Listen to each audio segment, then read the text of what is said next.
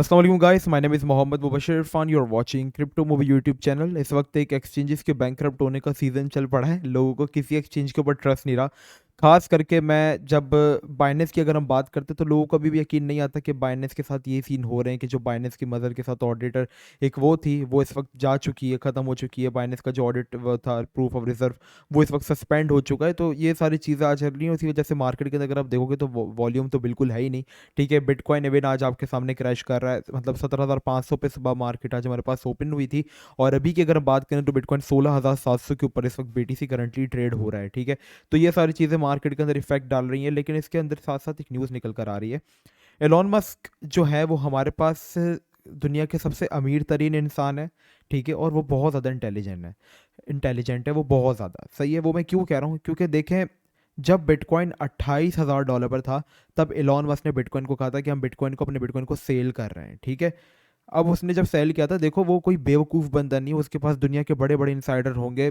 वो अपने पैसों से न्यूज़ तक को खरीद सकता है। ठीक है, उसके पास इतना पैसा है। सही है, सो ये सारी चीज़ें इवन कि अगर आप देखोगे तो एलॉन मस्क के एक ट्वीट पे पूरी एक कॉइन को वो हिला सकते हैं। ठीक है, अगर अभी वो ट्वीट कर दे कि आई एम बाइंग बीटीसी, या वो कुछ ऐसा कह दे कि अब ट्विटर में आप जो पेमेंट्स कर सकते हो वो बिटकॉइन के जरिए कर सकते हो, कोई ऐसी अनाउंसमेंट आ जाए तो बिटकॉइन तेज़ी से पंप भी हो सकता है। हैरत की बात तब है जब एलॉन मस्क, जिसके अगर मैं दिखाऊँ आपको, एलॉन मस्क का ऑफिशियल अकाउंट है ये। ठीक है, इनके 120 मिलियन फॉलोवर्स हैं और ये सिर्फ 150 लोगों को फॉलो करते हैं। उस 150 में से ये एक एक्सचेंज को फॉलो करते हैं और वो एक्सचेंज है OKX। याद रखिएगा, सीजी बाइनेंस को भी फॉलो नहीं करते और बाइनेंस को भी फॉलो नहीं कर सकते। अगर आप इस लिस्ट में नीचे स्क्रॉल करके देखेंगे आपको कोई भी एक्सचेंज नहीं दिखेगी।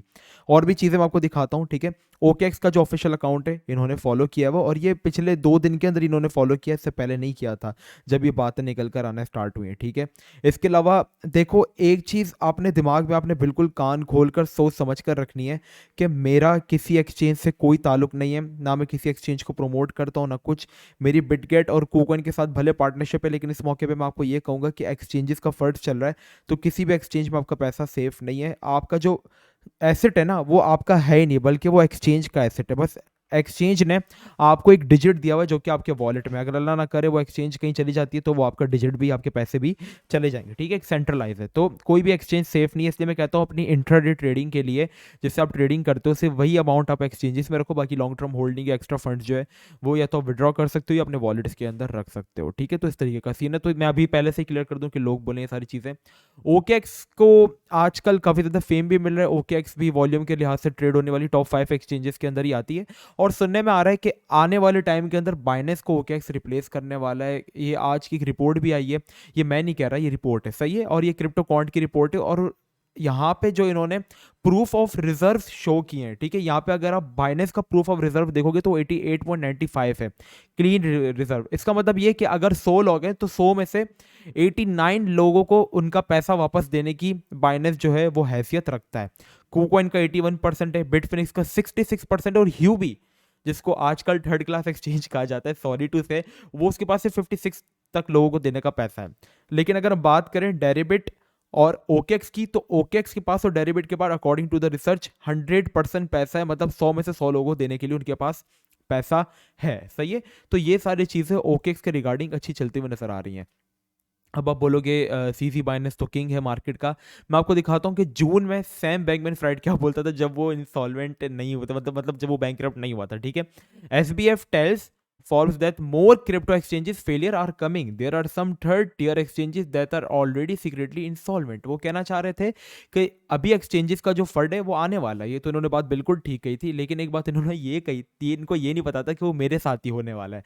सही है, तो पहले ये सीजी बने हुए होते थे और एक्सचेंजेस को टारगेट कर रहे होते थे। और अगर आप आज के ज़माने में अगर सीजी बाइनेंस का अगर आप ट्विटर खोलें तो सीजी पे आजकल यही कह रहे होते हैं कि एक्सचेंजेस आजकल सेफ नहीं है, खास करके वो एक्सचेंजेस से आप बच कर रहें जो एक्सचेंजेस बड़े अमाउंट अपने POS से पहले ट्रांसफर करती हैं, लेती हैं।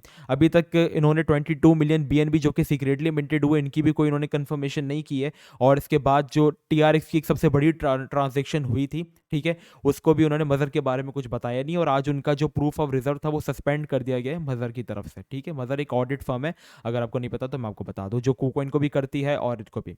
तो ये सारी चीज़ें आपके सामने मौजूद हैं। ठीक है, तो ये चीज़ें मैं एक उसकी बेसिस पे बात कर रहा हूँ। अगर हम बात करें अभी ओके बी की, ठीक है, ओकेबी जो कि इसकी एक्सचेंज का ओकेएक्स एक्सचेंज का नेटिव कॉइन है, जिस तरह बाइनेंस का बीएनबी है। तो जब यहाँ पे हमारे पास एक्सचेंजेस का फर्ड चला था, ठीक है, अगर हम यहाँ पे चलते हैं हमारे पास 13 नवंबर की तरफ, जब यहाँ पे एक्सचेंजेस के फर्स्ट चल रहे थे, तो सारे एक्सचेंजेस के कॉइन बुरे तरीके से क्रैश हुए थे, मतलब पूरी मार्केट ही क्रैश हुई थी उस दिन, तो इन पे भी असर आया था। लेकिन ये फौरन से रिकवर कर गए, और अभी की अगर हम बात करें तो सबसे ज्यादा पोटेंशियल शो करने वाला कॉइन इस वक्त पूरी मार्केट के अंदर ओके भी बना हुआ है, ठीक है। पिछले ये तकरीबन एक दिन के अंदर ऑलमोस्ट ये हमारे पास पंप हो चुका है 22%, और अगर आप बाइनेंस पे भी इस वक्त जाके गेनर देख लोगे तो 7% वाला गेनर कौन इस वक्त टॉप गेनर्स के ऊपर जो है वो आ रहे हैं। इनके बीएनबी ने अपना बहुत बुरे तरीके से वो किया है। बीएनबी की अगर आप वैल्यू देखोगे तो बीएनबी बुरे तरीके से मुतासर हुआ है, और वो डंप कर रहा है यहाँ पे, ठीक है, 220 240 तक उसकी प्राइस जो इस वक्त वो चल रही है। तो ये सारी चीज़ें होना एक कोई इत्तफाक नहीं हो सकता। May be he want to indicate कि अब जो नेक्स्ट किंग है वो ओकेएक्स है, ठीक है, क्योंकि उनकी मूव का अंदाजा हमें तब से पता चलता है जब उन्होंने $28,000 पर अपना बिटकॉइन बेच दिया था। और अगर आप आज बिटकॉइन की वैल्यू देखेंगे तो उस प्राइस से बिटकॉइन की वैल्यू $12,000, मतलब पाकिस्तानी 30 लाख रुपए कम हो चुकी है, सही है। तो उसके पीछे उनके पास बहुत बड़ी बड़ी इंसाइट्स होती हैं, और ओकेएक्स को फॉलो करना कोई छोटी बात नहीं है, ठीक है। आप ये सोचो अभी तक बाइनेंस को फॉलो क्यों नहीं किया? बाइनेंस तो सबसे ट्रस्टेड और नंबर 1 एक्सचेंज है। देखो, मैं ना एंटी बाइनेंस हूँ, ना एंटी ओकेएक्स हूँ, ना एंटी एफटीएक्स हूँ, ना मैं कुछ भी नहीं हूँ, सही है। मैं सिर्फ एक आम से इंसान हूँ। अगर आपको मेरा डिसीजन अच्छा लगता है या आपको मेरा पॉइंट अच्छा लगता है तो ही आप मुझे सुनने के लिए यहाँ पे बैठे हो। तभी आज अल्हम्दुलिल्लाह मेरे 12,000 सब्सक्राइबर्स हैं और लोग मुझे गौर से सुनते हैं अल्हम्दुलिल्लाह। यहाँ पे हम प्रेडिक्शंस वगैरह भी करते हैं जो कि बिटकॉइन की हिट हो जाती है। यहाँ पे इस तरीके का सीन है। लाइक कल ही आपसे कहा गया था कि बिटकॉइन के अंदर अभी एंट्री नहीं लो, जब बिटकॉइन 17,500 पर था। मैंने ये कहा था कि 16,800 मुझे बहुत ज़्यादा करीब लग रहा है, और यहाँ पे आप देख सकते हो कि आज ही बीटीसी ने 16,800 मार दिया। जब हर कोई इस वक्त फोमो कर रहा था, जब सीपीआई डेटा आ गया था, इसके बाद मार्केट के अंदर हमारे पास एफओएमसी की मीटिंग, तो उस वक्त खाली मैं अकेला था जो कि एक्सपेक्ट कर रहा था कि मार्केट डंप करेगी क्योंकि वॉल्यूम नहीं। और मैं उस वक्त लाइव आया हुआ था अपनी प्रेडिक्शन आपको दिखाने के लिए। लाइव एफओएमसी की मीटिंग में आपके सामने लाइव बीटीसी गिरा था। तो हमारी, अगर लोग बोलते हैं ना कि हम तुम्हें क्यों फॉलो करें, तो आप जाके पहले मेरी पास्ट रिकॉर्ड देखिए कि अल्हम्दुलिल्लाह हमारी कितनी प्रेडिक्शंस हिट रही है मार्केट के अंदर। और अल्हम्दुलिल्लाह जिस तरीके से हम प्रिडिक्ट कर रहे हैं इसमें मेरी कोई औकात नहीं, तमाम तारीफ है अल्लाह ताला के लिए, ठीक है। तो इसलिए आप मुझे फॉलो करें। अब अगर आप किसी को फॉलो करें, किसी पे ट्रस्ट करें, किसी पे पैसा अपना आप किसी के कहने पे लगा रहे हैं, तो पहले देख लें कि उस बंदे का पास्ट रिकॉर्ड कैसा रहा है, सही है। तो ये चीज़ है। तो एक चीज़ दिमाग में रख लेना, मैं बाइनेंस के खिलाफ नहीं हूँ। बाइनेंस अगर चला गया ना तो क्रिप्टो के ऊपर एक बहुत बड़ा इफेक्ट आएगा, क्योंकि बाइनेंस के आने के बाद क्या हुआ था, लोगों को सेंट्रलाइज ऐप मिल गई थी। मतलब अगर आपको एक चीज़ खरीदने के लिए दुबई जाना पड़ता था, तो अब बीच में एक थर्ड पार्टी ऐप आ चुकी है जो कि आपको दुबई से चीज़ लेकर डायरेक्टली आपको दे देगी। मतलब अगर आपको पहले वॉलेट्स बना के डिसेंट्रलाइज में जाके एक बड़ी फीस में एक बिटकॉइन बाय करना पड़ता था, तो वो आपका मसला इस सेंट्रलाइज एक्सचेंज बाइनेंस ने हल कर दिया था कि आपको सबसे ज़्यादा कम फीस के अंदर सबसे ज़्यादा सिक्योरिटी में आपको बस सिंपल अकाउंट बनाओ, केवाईसी करो और बाइंग करो, ठीक है, डॉलर यूएसडीटी डलवा कर। तो ये एक बड़ा इंपैक्ट जरूर आएगा, लेकिन बिटकॉइन खत्म नहीं हो जाएगा। मैंने पहले ये जरूर कहा था कि अगर बाइनेंस गया तो क्रिप्टो खत्म। क्रिप्टो खत्म से मेरा मतलब ये नहीं था कि बिटकॉइन जीरो पर आ जाएगा। मेरा मतलब ये था कि क्रिप्टो पे एक बहुत बड़ा इफेक्ट पड़े चलेगा, और मार्केट एक लंबे समय के लिए, एक लॉन्ग टर्म के लिए मार्केट शायद नीचे बेयर रैली के अंदर आ सकती है, और शायद फिर वो रीजन पॉसिबल हो 7,000 6,000। क्रिप्टो में आप हर चीज एक्सपेक्ट करो, ठीक है। क्रिप्टो में आप वो एक्सपेक्ट करो जो कि अनएक्सपेक्टेड हो, सही है। तो इसके पीछे एक वजह हो सकती है। अब लोग यहाँ पे काफ़ी ज़्यादा कंफ्यूज हैं, तो आप अपना पैसा किसी एक एक्सचेंज के ऊपर नहीं रखो। आप अपना पैसा अगर आपके पास लेजर नैनो खरीदने नहीं सकते, देखो मुझसे लोग कहते हैं कि सर ट्रस्ट वॉलेट में रख लें हम अकाउंट बंद करके। देखो ट्रस्ट वॉलेट पे आपके पास, मेरे पास डेली केसेस आते हैं कि सर हमने तो कोई ट्रांजेक्शन नहीं की लेकिन हमारे वॉलेट से पैसे चोरी हो गए। ऐसा है तब होता है जब आपके मोबाइल में आप क्रोम चलाते हो तो आपके मोबाइल पे एक्सेस कर लेते हैं। तो यहाँ पे मीटा मास्क में अभी तक मैंने कोई वो नहीं देखा। तो मीटा मास्क एक सेफ एप्लीकेशन वॉलेट है, लेकिन वो भी क्या एक सेंट्रलाइज, अगर अल्लाह ना करे कल उनकी प्ले स्टोर या ऐप स्टोर से ऐप डिलिस्ट हो जाती है, फिर आप क्या करोगे। चलो उनकी तो एक्सटेंशन है वगैरह सब कुछ अब तो आ चुकी है, लेकिन सेफ यही है कि अगर आप 40 लाख का क्रिप्टो या 4 लाख का क्रिप्टो ओन कर रहे हो तो 40,000 का एक लेजर नैनो भी ले लो यार। लेजर नैनो सबकी सिक्योरिटी आपकी की आपका पैसा आपके पास पड़ा हुआ होगा, वो ज़्यादा सेफ है, ठीक है। तो इस तरीके का सीन है, मैंने लोगों भी आंसर कर दिया। तो अगर आपके पास वो भी नहीं है तो फिर आप अपना पैसा मल्टीपल एक्सचेंजेस पर रखो। अब जिन्होंने खाली एफटीएक्स में रखा हुआ था वो तो गए, सारे पैसे गए। अब जिन्होंने, अगर हम बात करें जब टेरा लूना का स्कैम हुआ था और जिन्होंने अपनी सारे स्टेबल कॉइन्स में को जगह लोगों ने यूएसटी में रखा हुआ था जो उनका खुद का स्टेबल कॉइन था, तो उनके सारे पैसे गए।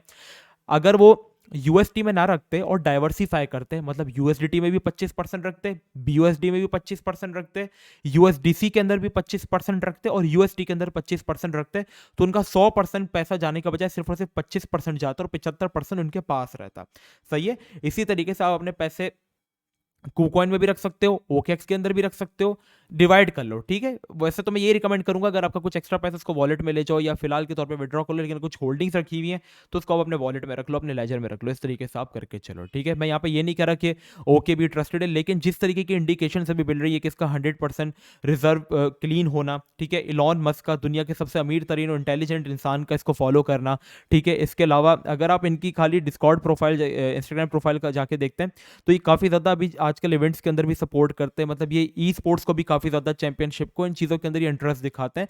और काफ़ी मतलब एक क्विक इनकी हेल्प, क्विक लाइन सपोर्ट है, मतलब आपको फॉरेन सपोर्ट मिल जाएगा। अगर आप पाकिस्तान में हो तो इनकी उर्दू सपोर्ट भी आपके लिए अवेलेबल होती है, P2P ऑप्शन, हर चीज़ ये जो है कम्युनिटी के लिए काफ़ी ज़्यादा काम जो है ये कर रहे हैं OKX, ठीक है। मैं OKX को प्रमोट नहीं कर रहा, सेम विद बाइनेंस, बाइनेंस भी प्रमोट कर रहा है। मैं चाहता हूं कि अल्लाह करे बाइनेंस का जो इशू चल रहा है ये ठीक हो जाए। अगर ये नहीं होता ठीक, और अल्लाह ना करे, अल्लाह ना करे, अल्लाह ना करे कि अगर बाइनेंस के साथ बैंकरप्ट या इंसॉल्वेंट वाले इशू आ जाते हैं तो क्रिप्टो का बहुत बड़ा नुकसान होगा, सही है। क्रिप्टो का नुकसान टेम्पररी बहुत बड़ा होगा, सही है, लोगों को बहुत ज़्यादा डिफिकल्टी होगी। ये कोई बात नहीं, CG Binance is the king of the crypto market का, बहुत क्या पता इनकी नीयत साफ, और अभी जो इशूज चलने की वजह से ये फंस गए हो। लेकिन हम किसी पे यहाँ पे बिलीव नहीं कर सकते ना, क्योंकि आपका पैसा है। FTX पे जिन्होंने बिलीव किया था, देखो आज से पहले ऐसी बातें तो हमारे पास FT सैम बैंकमैन भी, फ्रेड भी कहता था कि एक्सचेंजेस इंसॉल्वेंट हो जाएंगी। तो इस तरीके के सारे सीन है, सही है। तो बच के रहो, अपना पैसा आप वॉलेट्स के अंदर रखो, इस तरीके से चलो। कोई भी न्यूज़ कभी भी किसी तरीके से भी आ सकती है। जिन्होंने एक दिन पहले लूना पे पैसा लगाया था, अगले दिन लूना पूरे तरीके से बर्बाद होगी, उनको नहीं पता था कि क्या होने वाला है। तो अपनी पोर्टफोलियो मैनेजमेंट, अपनी रिस्क मैनेजमेंट हर तरीके से आपने कर कर रखनी है। ये क्वांट, क्रिप्टो क्वांट का, ये सारी चीज़ें मैं आपको डिस्क्रिप्शन में दे दूंगा, जो आर्टिकल है आप जाकर पढ़ सकते हैं, ठीक है। सो अभी के लिए इतना ही, मिलते हैं नेक्स्ट वीडियो में। अपना बहुत ही ज़्यादा ख्याल रखना। अस्सलाम वालेकुम वरहमतुल्लाह।